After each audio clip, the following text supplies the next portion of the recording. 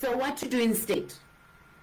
Guys, you always have 24/7 hours per day to encourage. Encourage. Be encouraging.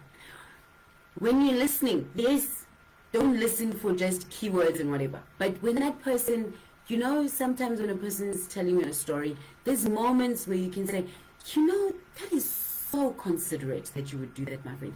That is so nice of you, my friend. Be encouraging.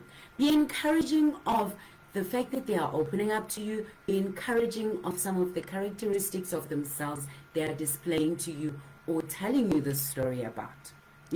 But very important. Okay, so when I was thinking of being encouraging, I remember an auntie that came to visit my mom once, and she was one of those ladies in the township that like to listen actively. So as my mom's talking, she said, yes, woo, yeah, hey, yeah, no, yeah. But like that's a bit extra, né? Maybe not as much, but definitely encouraging. Listen deeply. This is not a time to tell your own story. It's a time perhaps to listen to maybe even some of the things they are not saying, and then use those as cues to ask questions, clarifying questions to go deeper into the thing they're talking about. Listen with a depth that allows them to be able to see, like a mirror. Really, when we are talking to our friends and loved ones and all of that, we are a mirror in the people's lives that we are privileged to be part of.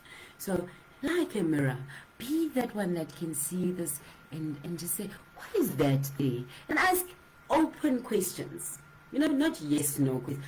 Open questions that invite more information so that they can see every angle of what it is they're talking about.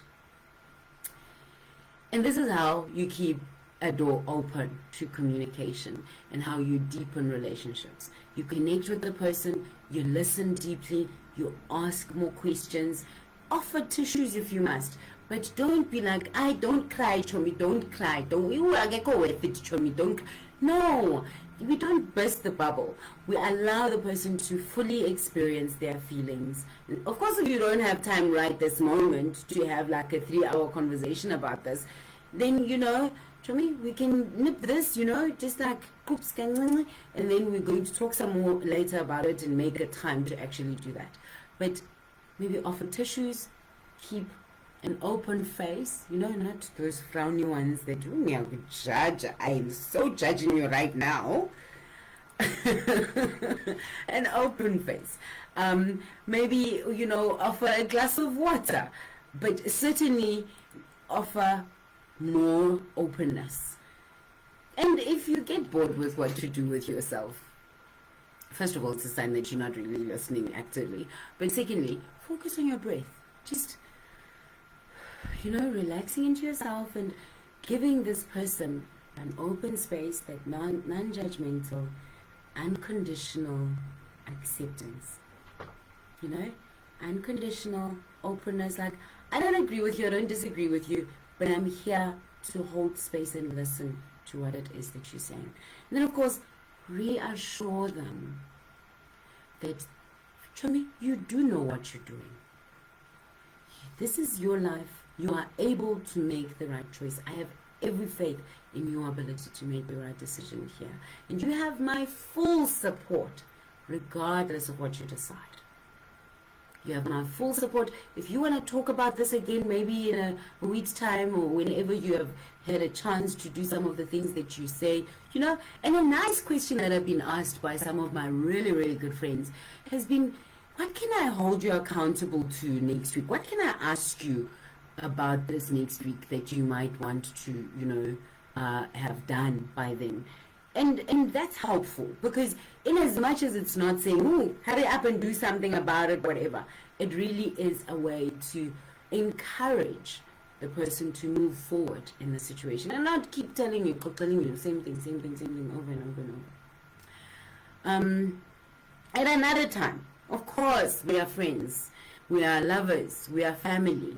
There is space for us to tell you for me to have opportunity to tell you my story. Maybe it's even related to a story that you experienced. But when you tell it as a story, rather than giving this cautionary tale or this advice, you basically are allowing for yourself to give context, to share some of those things that are not immediately apparent. Like I may have decided that something that to you, if I tell you just the bones of the situation, you might think, Mara, that just seems benign. And yet, I'm not telling you that the hairs at the back of my neck stood up when this person walked in the room. They may not have said something horribly wrong, but the hairs at the back of my neck stood up when they walked in the room, and then they said this. You know, sometimes there are those dog whistle things that people say to us that get such a rise out of us, and yet they are benign on the surface. When someone else is looking at them, they seem so innocuous. So when we tell our own story, we are able to expand into the context of the sensations, the feelings, the emotions, and everything that went with the situation. And my friends, if you cannot be truly honest about your story, don't tell it. Shush, it's fine. It's not yet time. You're going to distill it and then you can tell. And also, if you cannot share the lesson in the story rather than imparting the pain in the story, then it's not yet time. Deal with your story, deal with the emotions with it, deal with what actually, could be harmful to somebody else when you tell that story first, and then impart the story. And then extremely importantly, examine your motives for giving that advice or for offering that constructive criticism. Really look at you. Are you trying to illustrate how superior you are? Are you trying to fulfill something within your own self that may be independent of the person you're giving the advice to? Your motives will go a long way, because sometimes silence offered in love is so much better than good advice or good constructive criticism offered with a bad motive. And here's a golden rule. Let people ask you for advice. Let them ask. Let a person ask you for advice, because that question of asking for advice frames a teachable moment, frames a time where they are ready to receive it. And when people have told you their story and they've shared with you the deepest, darkest, meaningful something story that they're telling you, thank you. Thank them for sharing. Thank them for allowing you into that space of themselves sufficiently to share such depth with them. I have so thoroughly enjoyed this. We all have a lot of related experiences. We all have a lot of experiences that are common to other people. And at the face of it, they may seem exactly similar. But guys, there are nuances. It is tempting to give advice or criticize others. But most of the criticisms, most of the advice, it comes from our own lived experiences.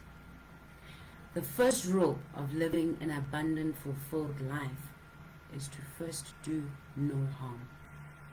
While it's tempting to want others to subscribe to what we believe in and act in the way that we would, the truth is, we don't grow, learn, or advance in life by being in the same company of the same people who believe what we do, who live like we do, who think like we do, who eat like we do, and really just are copies of ourselves.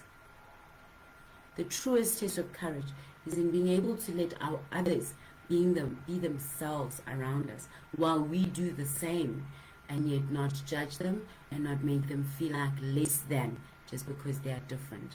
Different does not mean inferior, or it doesn't even mean superior. Allowing others to be fully themselves while we are also fully ourselves is a good way of growing together. It's fun to reminisce with a friend, but it's really unfair to use a friend's time of need and crisis to tell your story and go nostalgic and reminisce about, hey, kumbula of your own stories. No, that's not the time for that. In those times, being a good friend means just for that moment, we hold true, non-judgmental, clean space for them to explore their feelings, their thoughts, their next steps, and be a sounding board while that friend works out their next steps. The best advice any one of us has ever had, be honest guys, was actually self-provided. You were sitting and you were coming to conclusions of things you've heard, experiences you've seen, all of that, and you advised yourself. We all really need a little bit of space to work it out. Be that friend. Be that friend that your friends can go to for alone time to work out things within themselves. Ask relevant questions that help unearth the solutions that already exist within each and every one of us. I promise you, every problem you have, the solution is already within you. When that issue arose, at the same time, on the scene, cause and effect, guys, the solution also arrived. If you are facing difficulty, know that the solution is already in there. Inside you is a solution.